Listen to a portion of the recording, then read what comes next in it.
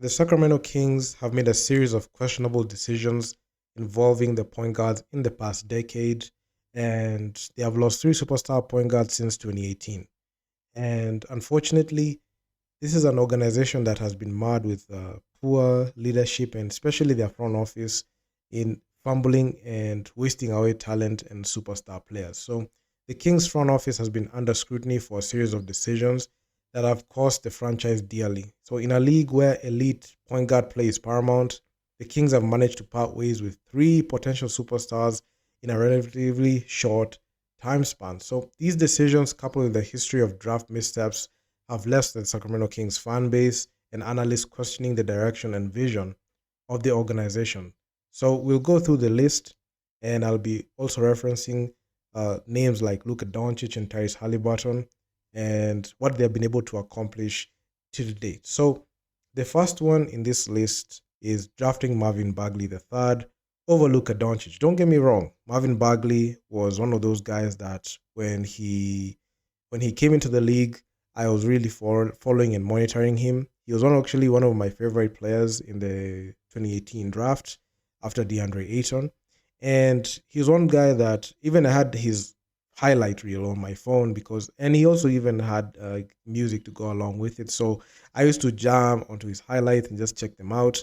But when he came into the league, the man just became a shell of his former self, and injuries played a huge part in the reason as to why we never hear about him anymore. So in the 2018 NBA draft, the Kings held the second overall pick and selected Marvin Bagley III, a decision that has been heavily criticized. Luka Doncic, who selected third by the Dallas Mavericks, has emerged as one of the league's premier talent, earning five All-Star selections and leading his team to the NBA Finals last year in the year 2024.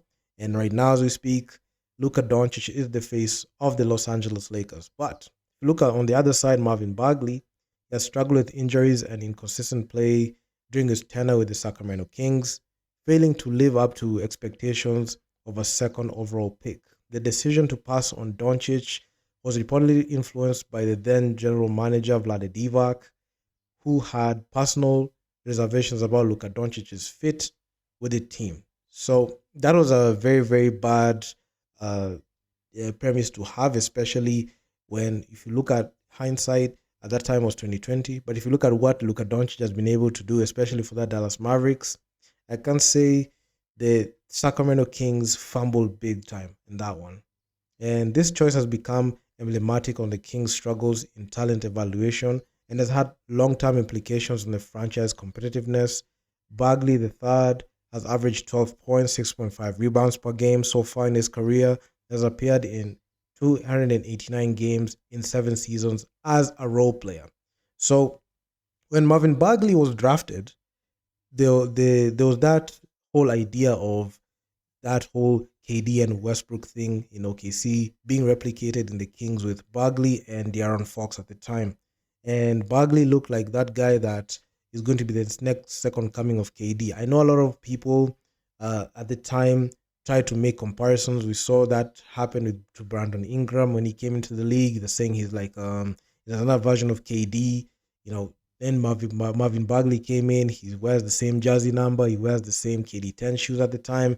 So there was that whole idea of pushing Marvin Bagley as a person who can follow in the footsteps of a Kevin Durant, which never materialized and never became the case at the time. So a huge L because the man has been bouncing around and he went to the Detroit Pistons and you never hear about Marvin Bagley. And in looking at all the other guys in the 2018 draft, you can see DeAndre Ayton, at least he made the NBA Finals, but he has been very underwhelming at the center.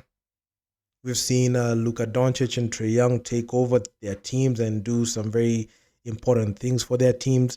But if you look at a guy like Marvin Bagley, it's very hard to even see where he features even in history of the 2018 draft. So that is very sad. And man, the injury bug just kept creeping in on him. And I'm not sure if he can be able to even make a comeback and be one of those guys that can be looked at as one of the top players in that 2018 draft. And yeah, it's very unfortunate.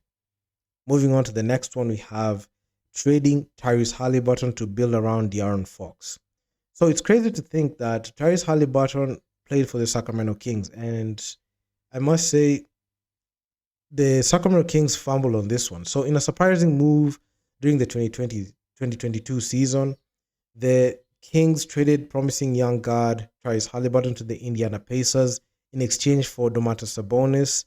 And Halliburton, who had quickly become a fan favorite and showed significant potential as a floor general, expressed his disappointment, stating, "They didn't want me. It hurt when I got traded." So when he said that, you could just feel the pain that this man had. So while Sabonis has been a productive player for Sacramento, Halliburton's subsequent rise in Indiana, including two All-Star selections and an impressive assist numbers, especially leading with a league-leading 10.9 assists per game last season, has led to many questions on the wisdom of the trade and the reason as to why they traded him. So it doesn't help that Tyrese Halliburton has led the Pacers to back-to-back Eastern Conference Finals trips, yeah, either. And if you look at the Sacramento Kings, they have never even made it past the first round, and they broke their playoff drought way in just recent times, and they had the longest playoff drought.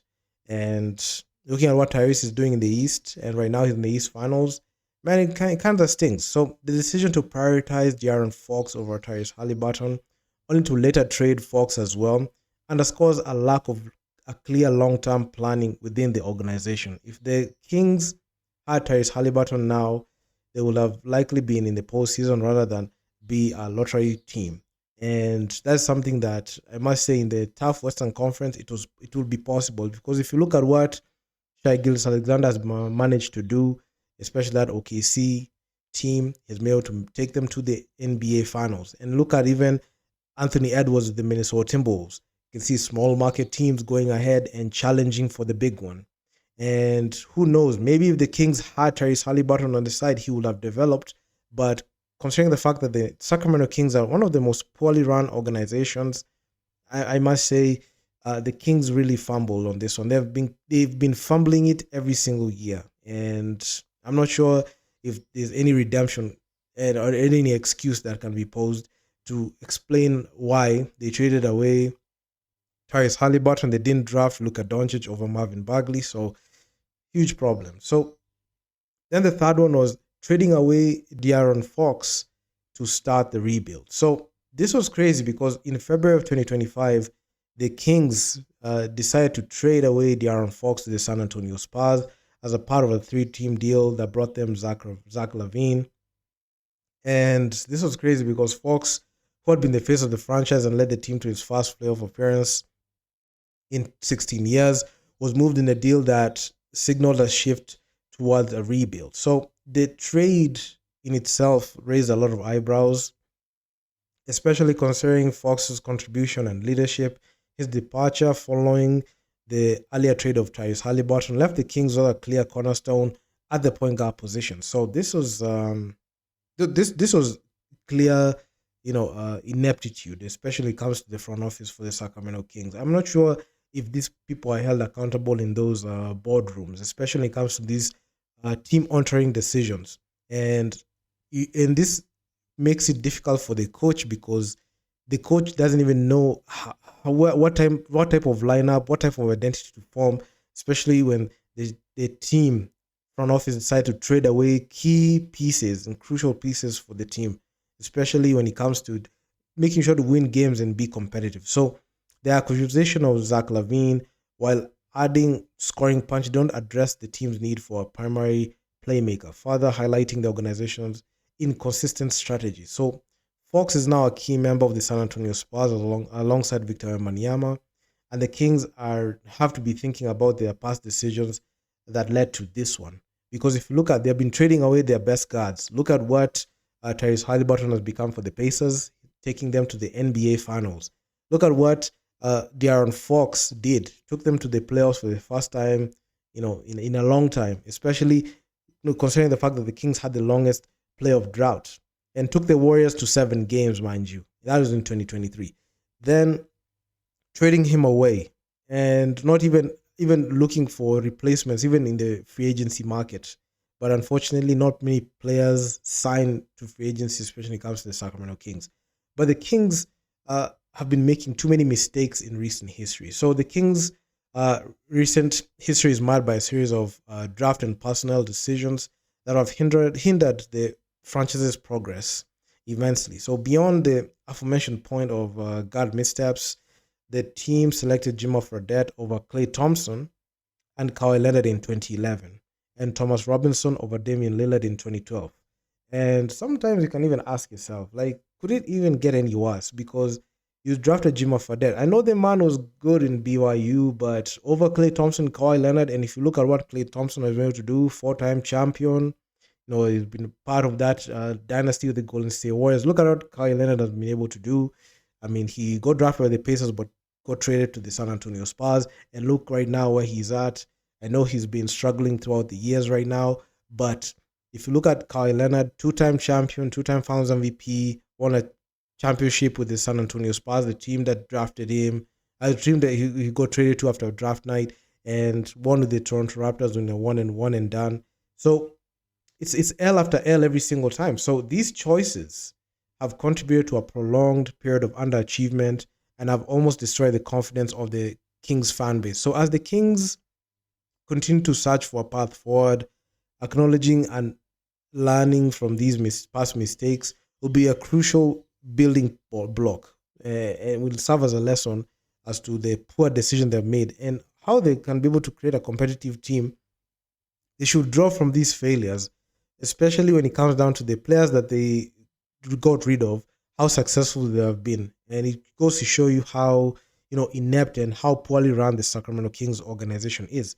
So until the Sacramento Kings show the proper resolve, it doesn't seem like the Kings will be able to go anywhere anytime soon unless it involves trading away their star players for a massive rebuild. So no doubt, I mean, the Kings fans will be utterly disgusted at the way the front office has gone about doing things, especially when it comes down to the Western Conference, how competitive it is. So Sacramento Kings, poorly run organization, they're fumbled many players, and seeing those players succeed in other teams just tells you the players are not the problem. It's actually the organization itself. And this is a red flag, and it tells people that the Sacramento Kings are not a very good organization to play for because there are no expectations. You're not sure if you're going to make the playoffs.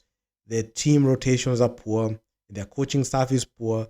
And this is the same organization that fired Mike Brown, And it's sad because there'll be no one who will be looking forward to playing for this organization because they're going to be a bottom-feeding lottery team, and they have wasted so many athletes. It's unfortunate you're going to see this team get rewarded with lottery picks or even top 10 picks who go out there, get playing time.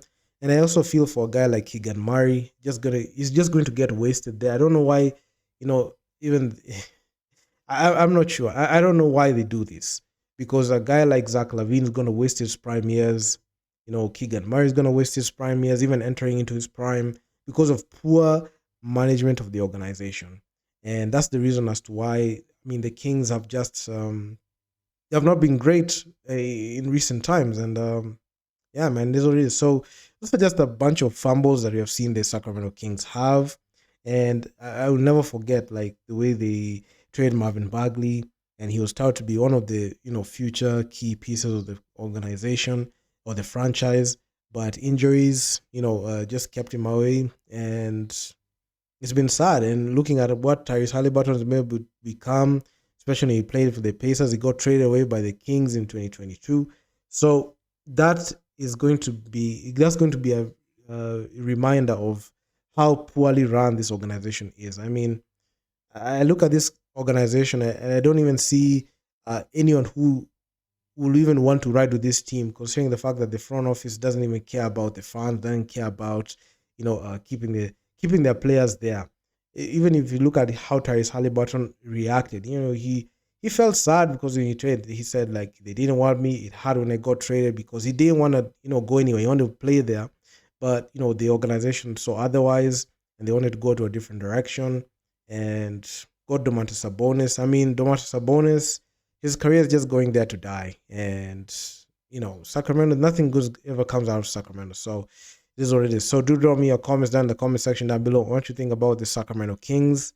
I mean, even they have no expectations. And I'm a, I'm gonna see you guys in the next one. Peace out.